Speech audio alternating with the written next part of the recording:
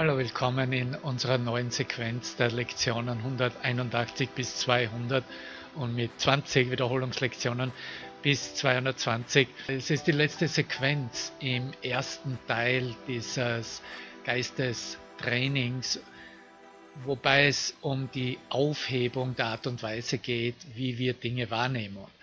Wir werden hier noch zum Abschluss dieses ersten Teiles so richtig auf unsere Blockaden hingewiesen, hingeführt, angewiesen, einen guten Blick darauf zu werfen und einfach darüber hinwegzugehen in der Aufhebung hin zum Frieden Gottes. Wir werden in diesen Lektionen hören von der Liebe Gottes, den Frieden Gottes, den Namen Gottes, der Erlösung, all diese Qualitäten und Begriffe, wie wir sie auch schon über die letzten 180 Lektionen gehört und geübt haben.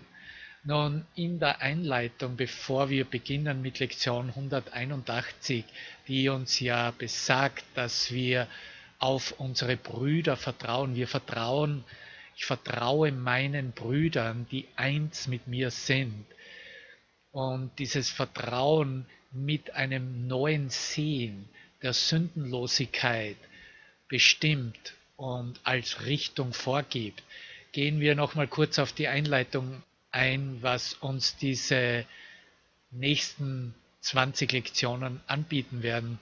Und ja, schon zu Beginn sagt uns Jesus ganz klar, hey, wir brauchen dein Commitment, dein Ja. Nicht wahr? So dein Jein wird nun zu einem gefestigten Ja werden müssen, wenn du wirklich sehen willst und erfahren willst, dass du Erfolg hast in deiner Geistesveränderung. So, es geht um die Festigung der Bereitwilligkeit zuerst und dann das, was eine schwache Verpflichtung war, dass wir es wie Commitment übersetzt wird, soll nun stark gemacht werden und auch versprengte Ziele werden zu einer einzigen Absicht verschmelzen. Das ist so ganz grob der Ausblick. Und er sagt, wir verlangen wirklich noch nicht von dir eine totale Hingabe. Also du kannst dich noch entspannen und hier noch deinen Teil spielen in dieser Geistesschulung, weil die totale Hingabe passiert von selbst durch die Liebe Gottes selbst. Ein Ego-Geist kann sich in Wirklichkeit überhaupt nicht hingeben. Das sind nur Ideen der Hingabe, nur so nebenbei erwähnt. So, wir wollen dieses Gefühl des Friedens erlangen. Und es ist eine solche geeinte Verpflichtung, die sichergestellt wird, okay? Sodass du deine ganze Bereitwilligkeit geben wirst, dem Weg des Kurses zu folgen. Und ich glaube, das ist auch wirklich, was du willst für dich. Und unsere Lektionen sind einfach, den Horizont zu erweitern, nicht wahr? Eine direkte Annäherung an ganz spezielle und spezifische Blockaden. Und natürlich das Ziel ist, was wir wollen, ist, diese Blockaden aufzuheben. Die Erfahrung, die uns gegeben wird oder das Resultat dieses Prozesses in unserem Geist sein wird, sagt er, spricht für sich selbst. Okay, das brauchen wir weder vergleichen noch beurteilen, noch irgendetwas darüber zu wissen. Aber wir müssen daran arbeiten, die strenge Kontrolle darüber aufzugeben. Ja. Unsere Motivation wird so intensiviert werden, dass Worte kaum noch von Bedeutung sind. Und du wirst dir dessen, was du willst und dessen, was wertlos ist, vollkommen sicher sein. Also das ist wirklich unser Ausblick und das ist, wonach du gebeten hast und verlangt hast und was dir jetzt hier gegeben wird in dieser nächsten Sequenzserie von Lektionen. Was uns ebenso angeboten wird, ist eben die vollkommene Aufhebung der Verleugnung, die Verleugnung unseres wahren Selbstes. Und es ist wirklich das, was jenseits unserer Abwehrhaltung liegt, was wir hier eröffnen wollen und für uns voll und ganz annehmen wollen. Nun, wir gehen über alle Abwehrmechanismen hinaus. Das können wir gleich in dieser ersten Lektion 181 üben und anwenden. Lass sie uns noch einmal wiederholen. Ich vertraue meinen Brüdern, die eins mit mir sind. Brüder Plural auch. Also du sollst hier keine Ausnahmen machen. Alle in Wirklichkeit, die in deinem Geist sind deine Brüder, und natürlich ganz besonders die, mit denen du das Licht des Himmels teilst, mit denen du eine Idee des Kurses teilst, mit denen du die Idee des Nachhausegehens und diese Dringlichkeit des Nachhausegehens teilst. So ein neues Sehen der Sündenlosigkeit ist vonnöten.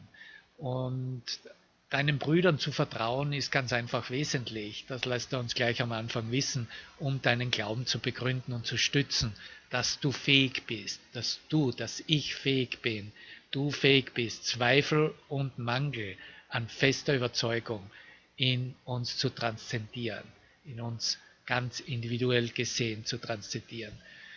Er geht gleich darauf ein, wie das in der Verleugnung aussieht und was wir bislang gemacht haben und wo der Fehler gelegen ist. So, hör hier gut hin, weil es wirklich all das bespricht, was Vergebung aufzeigt und dann Vergebung als notwendig sieht. Wenn du einen Bruder angreifst, verkündest du, dass er durch das begrenzt ist, was du in ihm wahrgenommen hast. Nicht jemand anderer, nicht er in mir, was ich in ihm wahrgenommen habe. Und du blickst nicht über seine Fehler hinaus, vielmehr werden diese vergrößert und damit zu Blockaden für dein Gewahrsein jenes einen Selbstes, nicht wahr, das jenseits deiner eigenen Fehler liegt und jenseits seiner scheinbaren Sünden, wie auch der deinen. Und das ist eine gute Beschreibung, wie man sich Groll macht oder machen will, nämlich, dass man nicht darüber hinwegblickt und diese Fehler wirklich hält. Aber das Ziel ist, alle diese Blockaden zu transzendieren. Dafür bist du hierher gekommen und teilst du mit mir diese Lektion.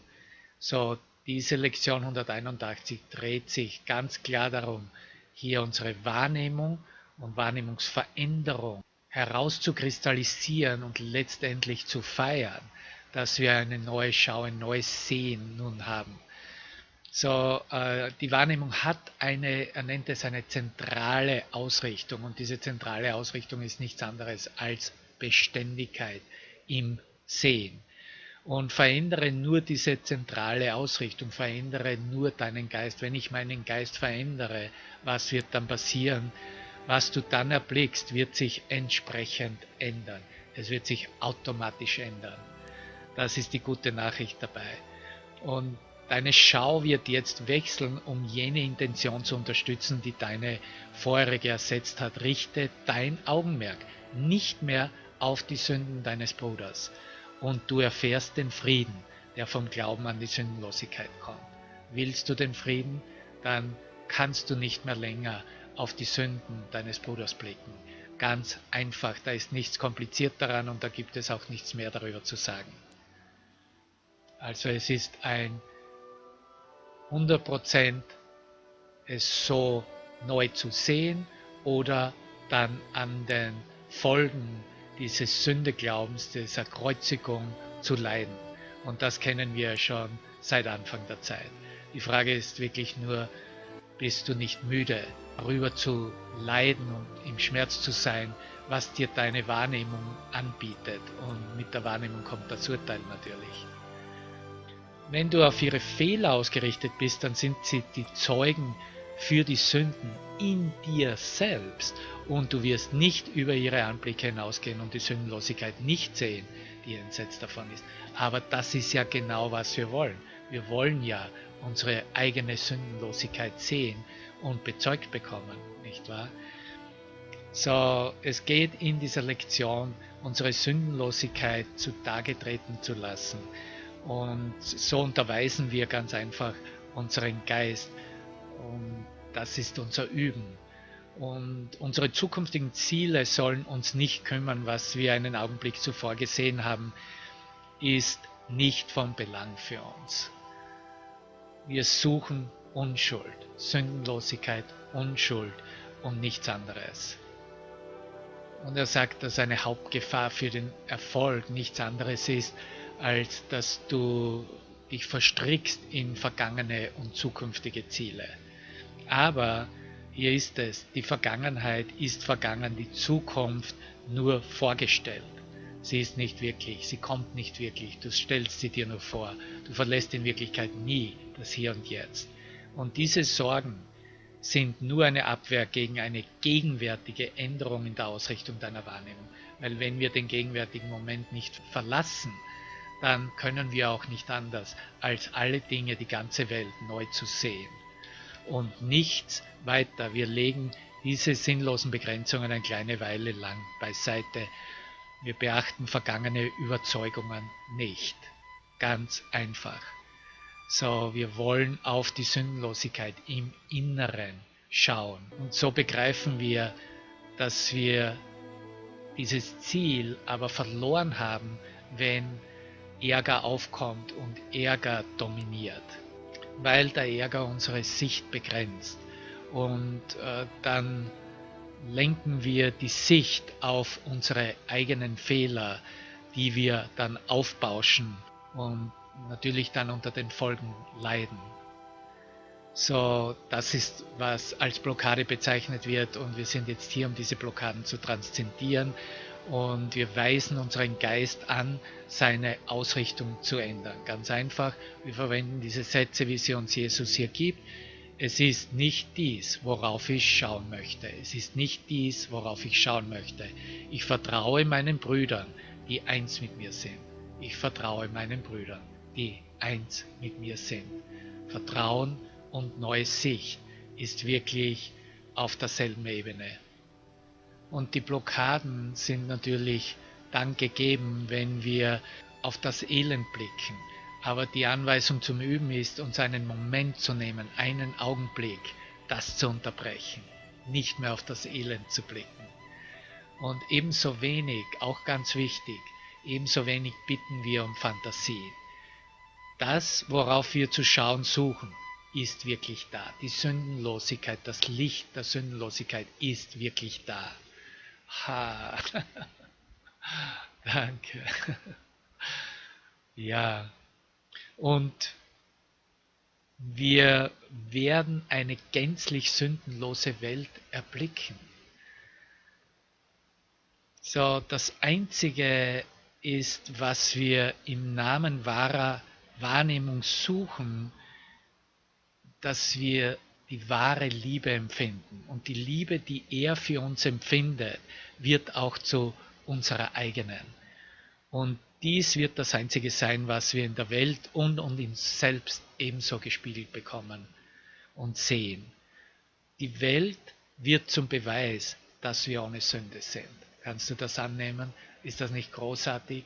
Die Welt, die vorgangs wirklich nur das Desaster, die Verzweiflung repräsentierte, wird nun zum Beweis, dass wir sündenlos, frei von Sünde, ohne Sünde sind.